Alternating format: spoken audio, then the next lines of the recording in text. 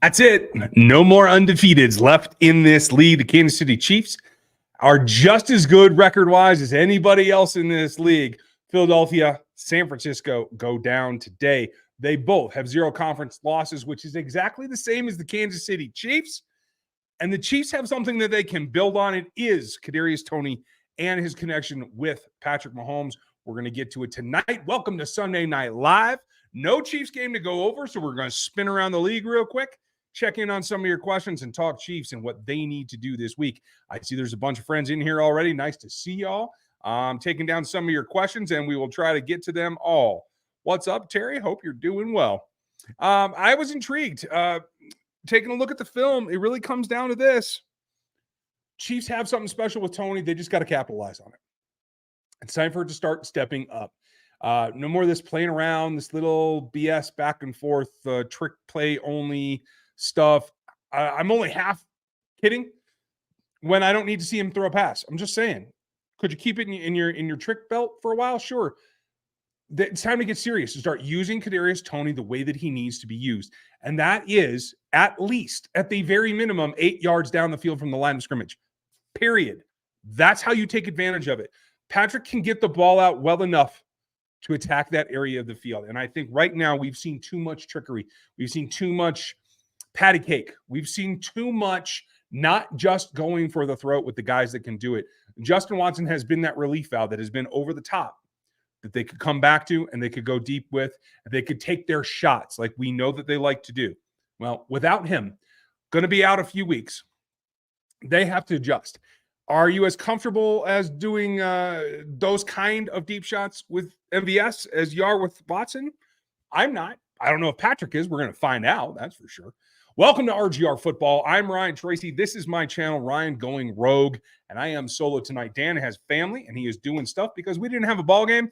I just wanted to get together with you guys and shoot the stuff for a bit and just see what else you guys had to talk about, because this is what's been on my mind since the other night. Like, it's unfortunate to see Justin Watson go down and not be available, but it's also an opportunity to get serious. It's been a feeling out phase for the first 6 weeks of this season. And now I think it's time to move past that. You start going for the throat. You got to start showing that you can be against everyone in this league exactly the way you were against the Bears. It doesn't take that. Anybody can win any day, and most days the right team does win. But you got to prove that, and you got to prove it every damn time you go out.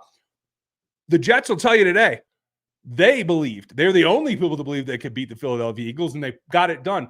I will bet you that Jim Schwartz and a couple of his guys on defense were the only people in Cleveland that thought that they were going to beat the 49ers today. That's what it takes. So don't leave any doubt. Stop screwing around. This is experimentation, I think, has to come to an end with Kadarius Toney. Now, you want to keep everybody on their toes, right? Andy certainly does. That's going to have to be part of the game plan going forward. But I think specifically with Toney, you have to take this connection that has been fruitful to this point, and you need to hammer the gas on it.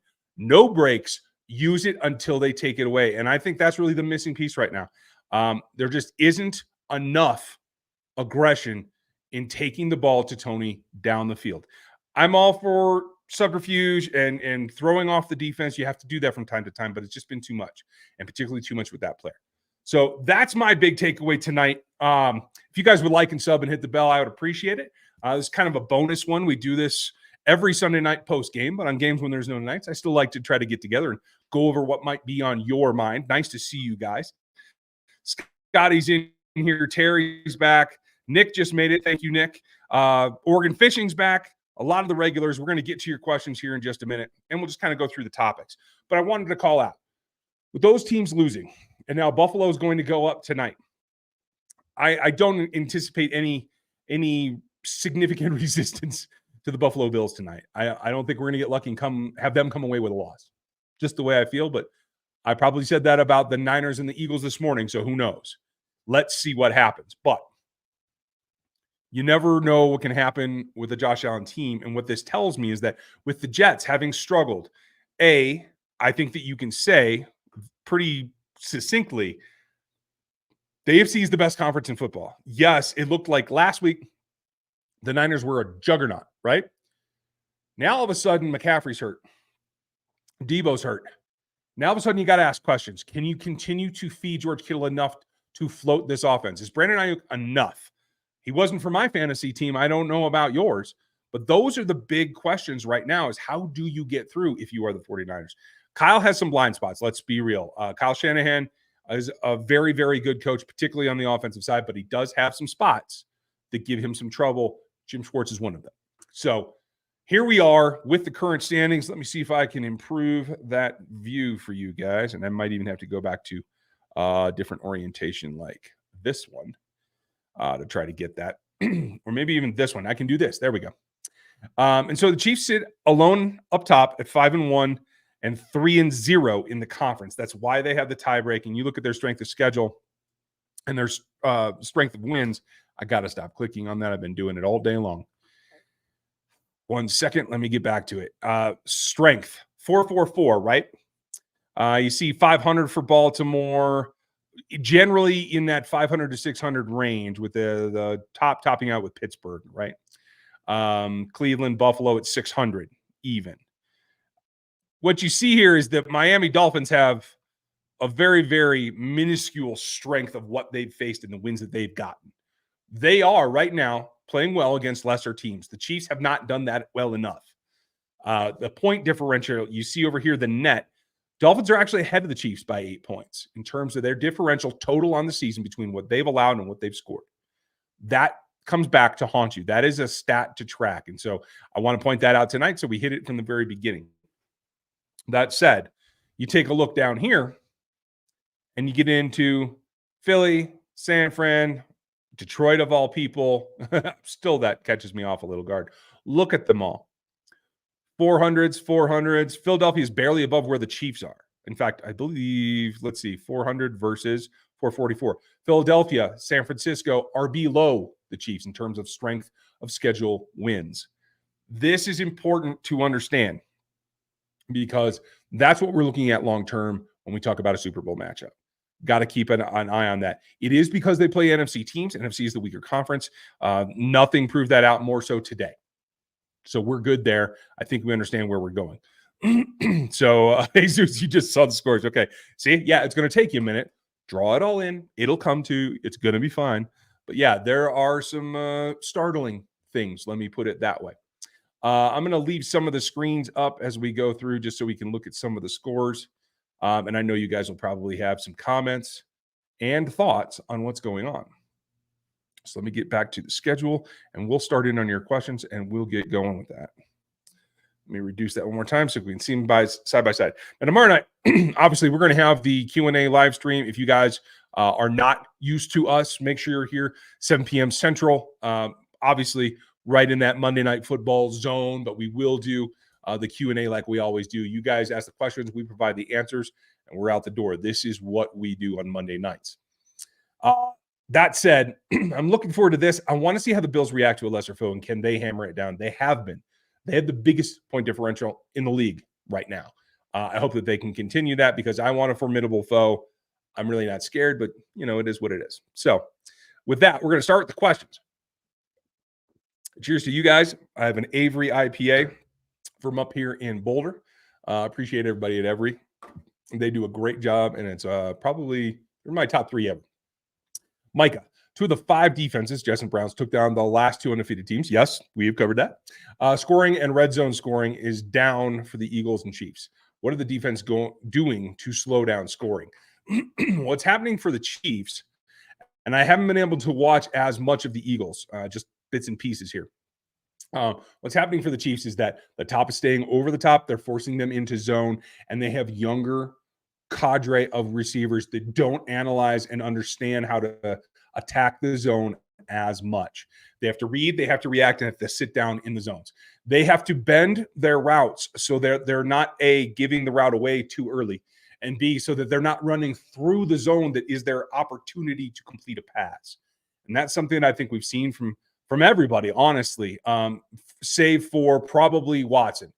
Because he hasn't been asked to do that much, and he's actually really good at it when he does. So that's kind of how I feel about where he is. So if and when they get man, that's why Patrick was so excited the other night. You heard him on the broadcast because they had a hot mic on him. When he got cover 0, he made an audible. He was trying to take advantage of that and got overexcited over through the pass by a touch and couldn't complete that one. That's because it has been pretty rare. They're seeing, from the stats that I've been able to see, and I don't have last week's included yet, but less than 40% man against them. That's a change, and that makes things a little bit more difficult. I would assume something similar is happening to the Eagles, but I can't vouch for that because I haven't seen all the film. Micah, what role would you like Toney to be in this offense? I want to see them start using some 4-wide groups. You have this many receivers for a damn reason. Let's use them. And I want to see Toney and Sky run from the inside. I think Rasheed can manage from the outside. I think you can swap them all around. I think MVS can do everything as well. But I want primarily Kadarius, Toney, and Sky Moore to run from the slots right now. I'd like to see some triple stacks. They like to go the 3-by-1, but I want to condense the splits so that you can get more scissor action, you can get more breaks. And quite frankly, if you get Sky coming off the ball in what is particularly when those lazy corner routes, you can cut Kadarius off of them underneath and have the wide open middle behind the linebackers. And that's an area, again, when they play zone, the areas you want to attack are deep outside and right down the middle. So that's what I want to see them do. They haven't been as effective at it. And quite frankly, the pressure's been a little bit of an obstacle as well to get Patrick to be in on that. But there are other factors as well. Part of it is knowing when to look, when to sit, when to slow, and when to run your damn route all the way through.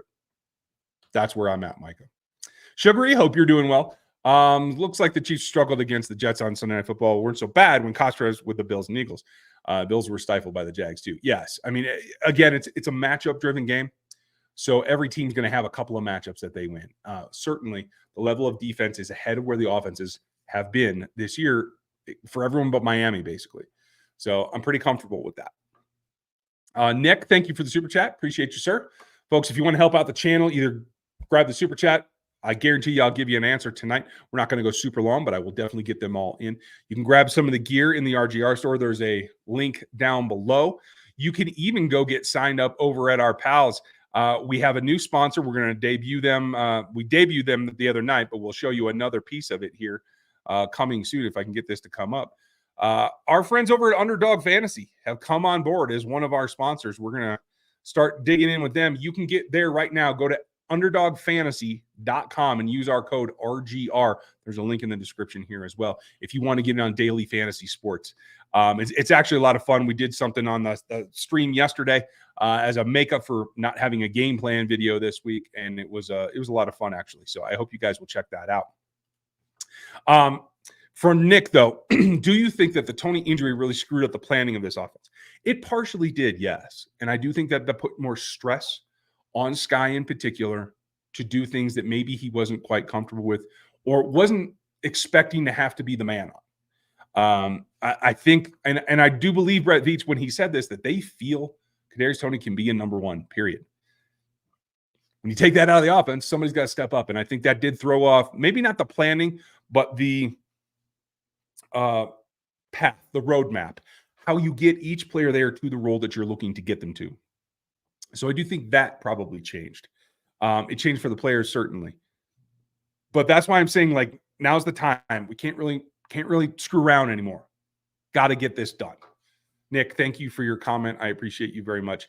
And you reminded me that a super chat as we ended. After I actually clicked stop, this super chat came in last night, and I do want to get back to that. So let me put that up on the screen, please. It is from Jonathan Chapman. Why are they not using KT downfield? And that's exactly the question, Jonathan. And thank you for the super chat yesterday. I'm sorry we didn't see it until we had actually clicked and stopped the stream already. So wanted to make sure that we got you here. Cheers to you, and thanks for the super chat.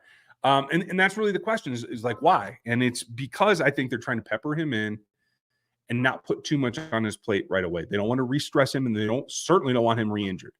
So it does feel like that's the attitude that they're taking. And so they're doing all this dink and dunk stuff where they feel they can artificially scheme in some separation and try to keep the hits off of him, keep a lot of the contact off of him. That's what it feels like to me. And so again, that's why I'm saying you got to take the reins off. It's time to go. No more screwing around. Get downfield and use the guy for what he is excellent at, because there is no doubt he is absolutely excellent at attacking the mid-range of the field. Is he a super deep threat? I wouldn't characterize him that way. Some would, and we could have a discussion, but I wouldn't make it an argument. Is kind of my point of view. So, thank you, Nick. Appreciate you. And Sugary had another one. Let's see. Forgot my question. Do you see any immediate answers for struggles in the red zone? Can we rack up the yardage quite easily? It just comes down to want to. And I honestly think the solution to the red zone is planning for red zone. I don't think they practice it enough. I think there has to be specifically a run game portion, but a run game play action portion of every Wednesday practice that has pads, if you're using them, that you go through and you dedicate that to red zone. Right now, it doesn't feel like, and I know that it's in the schedule, it just doesn't feel like they're expanding enough to get the short yardage stuff. And I think when you see them in game plans where they actually practice it, they can come out and run on anybody. But between the timing and the alignment and getting off the ball, it has to be practiced every single week. It isn't something you just come back to every 5 weeks, or you get in a situation like we see now, where short yardage means failure for all intents and purposes. Pretty much any way that they've tried to slice it. I'm not kidding about using a fullback. I don't care if it's Noah Gray. I don't care if it's Chris Jones. Use the formation for what it's for, and that is to batter the defense. Nobody wants to do that, and it will bite them eventually. So far, not so much, but it will get there. Mike, good to see you back. Who is losing the roster spot if they sign Frank Clark? That's a great question. Let's go over and take a look at the depth chart because I'm going to have to refresh myself on it. I do think it is a possibility. I don't think it has to be fast because I don't think there's going to be many callers. I think the one system Frank can play in is probably Spags. And quite frankly, I don't know that it's going to be a giant burst. So let's also, while we explore this concept, let's not get our hopes up too high. You know what I mean? So, okay, looking at the depth chart, and I can zoom in pretty well now. Hopefully you guys can see that. What we have to keep in mind is you want to lose the lowest guy on the depth on the roster, the 53, that doesn't have to play teams. Doesn't necessarily mean a 1-for-1. So, BJ, I don't know that you elevate. I don't think that you get rid of Farrell. Certainly don't get rid of Coburn. More than likely, I want to say it's probably somebody down here. Is it Nick Jones, who hasn't been playing a ton? Put him on the practice squad. I think you can get him there. I'm not too concerned about that. I don't think you can go down and lose Blake Bell. That's just my thought. You certainly don't want to get rid of Washington. I think he's been a good addition in the kickbacks. Could it be Caliendo? Possibly. But I don't know. That makes me a little bit queasy, to tell you the truth, because Nick Allegretti would be the only interior lineman backup. So you can't get rid of Concord because he plays all the special teams. Can't get rid of Cam Jones because he plays all the special teams. Certainly not Felix. Could it be BJ going to the practice squad? Could be. It's going to be a tight question. But like I said, I don't expect it to be for a while. I don't think it's like it goes and happens right now. I think it's going to take until like the end of the season when Frank peaks. You know what I mean? And Scotty, I'll just tie that in now before we say hi to Tatum. How much would he cost? Bare minimum. He'll get a minimum salary. Nobody's coming calling for Frank Clark. The only team that will sign him is Seattle or Chiefs. And they're not going to have to pay much. So I wouldn't worry about that too much. But Tatum, nice to see you, buddy. Hope you're doing well. And we're going to get back to the questions, folks. I'm only going to go about 30 minutes just so we can all go watch the Sunday night games. And I know when we don't have a ball game ourselves, it makes things a little bit difficult. So I want to make sure and be respectful of your time. Please like this video. Please sub to the channel if you're not already. And consider joining the memberships. The Discord's always open to rookie level and above. You can always get in there and chat with not only Chiefs fans, but, Rogue Nation, the core RGR fans, as well as Dan's rants, my extra videos, all my notes, all kinds of draft prospect stuff that goes up in there. That's all tied to the memberships. You join at the rookie level and above, and you're in likely. Oregon, hope you're doing well. Ryan, what do you think what percentage do you think the sacks could improve with the Menahue in the mix? It's a great question. Let's take a look at where they're running right now. And I think I have this on offensive rushing. That's not what I want to do. I want to go to pass rushing. And so don't laugh at me. I am going to use a calculator for some quick and dirty stats because that's the way that I roll. Stats in my head never turned out very well. So let's look at it overall. Chiefs have gotten 112 pressures. Do they really have 23 sacks already? That's a little inflated. Oh, 22. Okay. I thought it was 20, but okay. I'll take it for what it's worth thanks to PFF. So the basics, you're getting 22 sacks on 112 pressures. You're running at 19.6%. I think Charles Menahue is worth at least a 4% bump. I think he also will create a good volume of pressures. When you look at this list, and here maybe I need to expand that a little bit, zoom in a little bit. George Karlaftis is leading this team in pressures at 27. Chris Jones is second at 21. Chris is missing one ball game, so let's keep that in mind. Chris is leading in sacks by a double margin. And then Mike Dana is clearly the third best pass rusher on this roster. What happens now is you get a Menahue back. It might take a week or two. He will be one of the top four. And then you have basically three edges and three guys that can play inside. It makes you have a completely undistinguishable front from Chris Jones to Mike Dana to George Karlaftis to Charles Menahue. They can all play edge. They can all play three tech.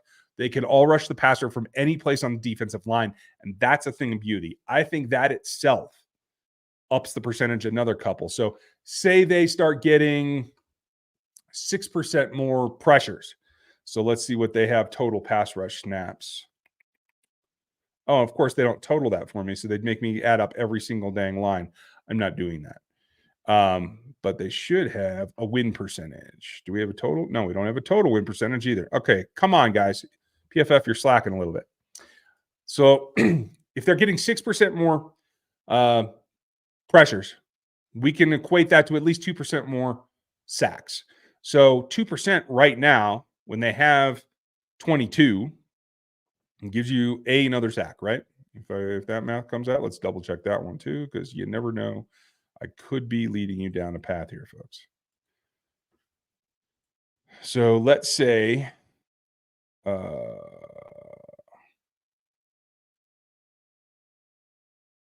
0.06 of 112. Okay, so about a sack and a half. So that's a sack and a half out of 22, call it, is a 7% bump in sacks. So about average in terms of the relation to the pressure, right?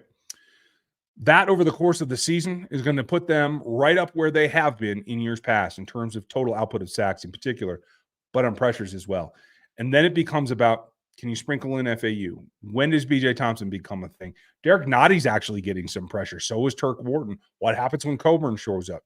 I think they're protecting Coburn. They're keeping him for not only the stretch run, but the playoff run as an absolute set of fresh legs that can come off the ball and give them a lift on the defensive front when they get to the playoffs. That is absolutely my thought. Thank you for that. Appreciate you, Organ. Scott, has Toney shown any progress in learning the offense? He does seem to have. It does feel like he's in the place that Patrick is expecting most of the time. The couple of times that I have seen it not be that case, seems like it was a pressure-related deal. So, hey, if you could get a decision, what wide receiver would you get at the deadline? I mean, you want another big body? Go get Cortland Sutton. I don't think the Broncos will trade in division, but who knows? I don't think Jerry Jeudy can fit in this offense. There's too many guys that need to play from the slot already. So I'm just – oh, is he? I'm sorry. Oh, it's very, very early. It's been 3 plays. Sorry we're a little bit behind, but thanks for updating me, Brew. Josh, keep it together, brother. You can do it. Let's see. Got there. I do think that Toney's coming along. Terry, any trades that you think we can get before the deadline? I honestly don't think so. The Chiefs are at last I looked, they're at 3.1 million cap space. They would have to absorb whatever contract. The only way they could do that is if they swapped players and they offloaded some cap space as well. I don't see that happening. So I really think it's going to be a quiet trade deadline season for them. Hopefully, if Chris Clark has his way, that what I just said jinxes it and we'll get a couple new players. Are all the Chiefs on the roster serious yet? Or are they still nonchalant? I wouldn't say that they're nonchalant. I just don't think that they feel the pressure yet. I think it is coming. When you get to about that 8-win thing, and you only got one loss, and now you can see from here how you're setting yourself up for January, that it starts to become a thing pretty dang quick.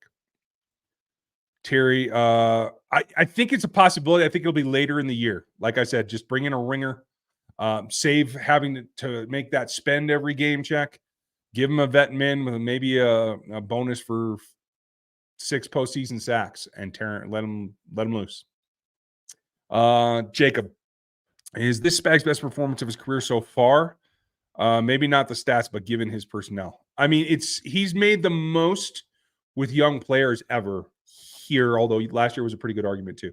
It's not the best defense he's ever had. No, that was in New York. I'm pretty confident in saying it that way. The Tuck Strahan group was incredible.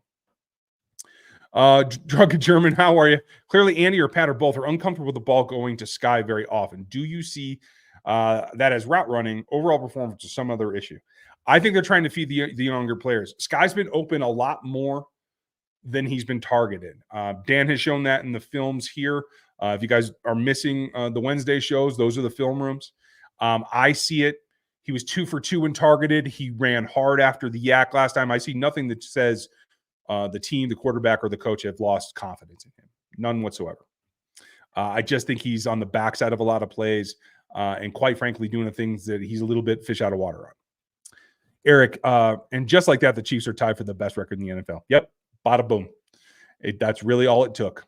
Tatum, glad you're back, pal. Let me get to the rest of these. If you guys have any extra questions, throw them in now. Throw some question marks at the beginning, as you see a lot of our veterans around here doing. I'm going to wrap it up here in not too long so that we can all go watch this Monday night or Sunday night thing. I haven't gotten to watch Josh Allen live yet, so I kind of want to do that. And Justin, I will answer yours as well. How much will Frank cost? Like I said, vet min. Are they protecting Justin Ross? I don't think so. I feel like he's having to prove himself. He's had some reps on film where he doesn't complete them. If he's not the primary read, there's been times where he's not running his routes hard. I think they're trying to find a way to keep him motivated and keep him in the right place. I don't think it's a protection thing. I think it's a trust thing. And I think it's growing. And I think now they have to start to feed it a lot. Thanks, James. Kevin, hope you're well. Who has the best defense in the AFC? Chiefs, Jets, or Browns? Right now, I'd have to tell you overall, it's probably the Browns. Chiefs and Jets are very close behind, but I think it's coming. Right now, the Chiefs are on track to prove me wrong and finish as a top 10 unit, maybe even a little bit better. Oh, answered that one. Dirty, hope you're doing good. Just got here. Not sure if it's been asked yet, but will the Chiefs bring back Clark? I think so, but I think it's going to be a delay. You're going to let Frank enjoy a little time off. Try to get whatever sickness is bothering him this week under control before you bring him back and pay him for weeks that he ain't going to play. I think they're snake bit if they bring him back at all. Now, this is also dependent on Carlos Dunlap because Carlos could come back as well. I think a veteran late in the season is definitely something that they could sign from the free agent pool. Thank you, Terry. Appreciate you. Thanks for being here. Honestly, without you guys, this whole thing doesn't work. It's just me talking into the air or talking to Dan. So thanks for you guys being here and making this channel work. We very much appreciate you for all your time spent here. DJ, hope you're well. Do you think that Karlaftis will be better than all the other edges from the 22 draft not named Aiden? I reserve the right on Ajabo. I do like Thomas. I do not like Johnson. I think Thibodeau has it in him. I just can't tell if he's motivated. And I think Mafe is going to come along. So I think he could be number 2. Thibodeau and Mafe are the only questions in my mind. And I just don't have an idea about Ajabo yet. We'll see how he recovers. But Johnson don't scare me. Why did the Browns beat the Eagles? They just played tougher defense. They didn't let them get away with anything. They challenged them everywhere. I won't lie. It's partially due to injuries to McCaffrey and to Debo, but that comes from the style that you play. I thought it was a smart plan of attack.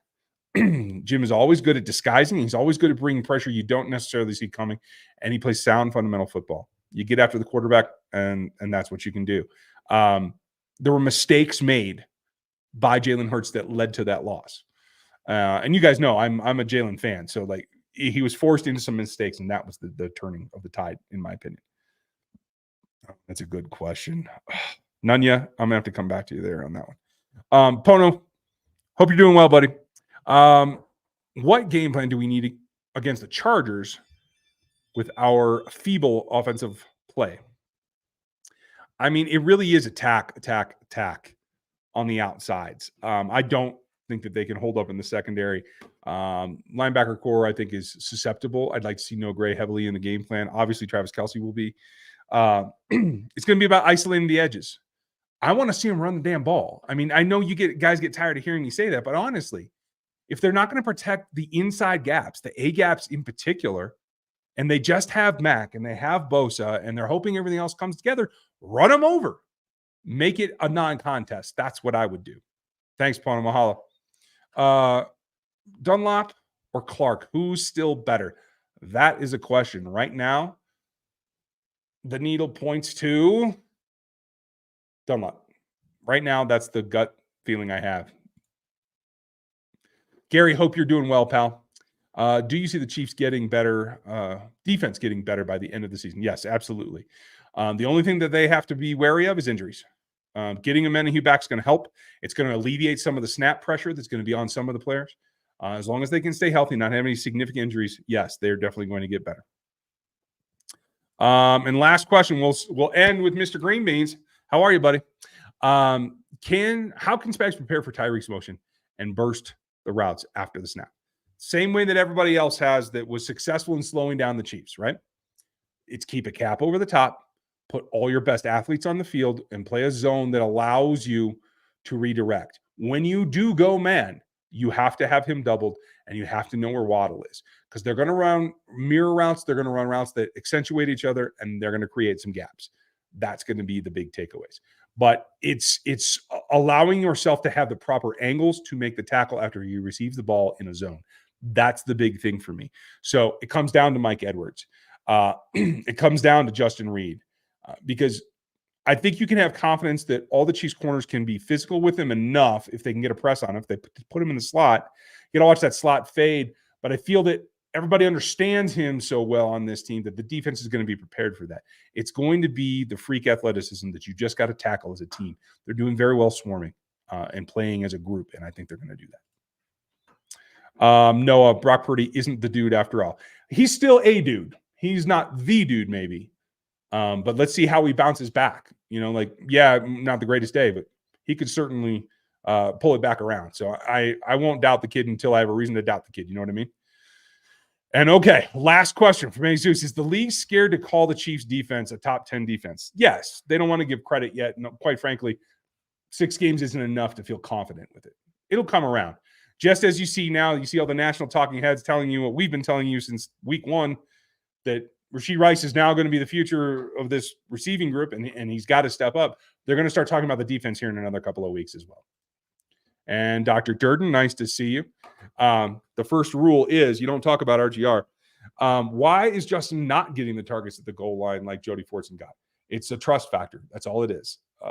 That will come. And I think that one that he got on the sideline where he had to go up and get it, I think that is going to earn him some trust. I'm sorry. Should have left that on the way it goes. I think that's the only factor right now. Doctor Tyler, what can he do to manufacture that confidence? Be in the right place, hit your route on time, come out of your breaks cleaner, and go catch the football. Stop dropping the damn thing. And I think he'll be home free. Okay, that's it for us. Let's go enjoy Sunday Night Football. Thanks for being with me. Thanks for all the super chats. Thanks for all the support and all you new subs. Make sure you join the memberships if you want all the extra content and all the inside stuff. I'll have my notes out tomorrow, and you can check those out as well. Thank you for your night. Have a great Monday, and Q&A is live tomorrow night at 7. Don't miss it. We'll talk to you then.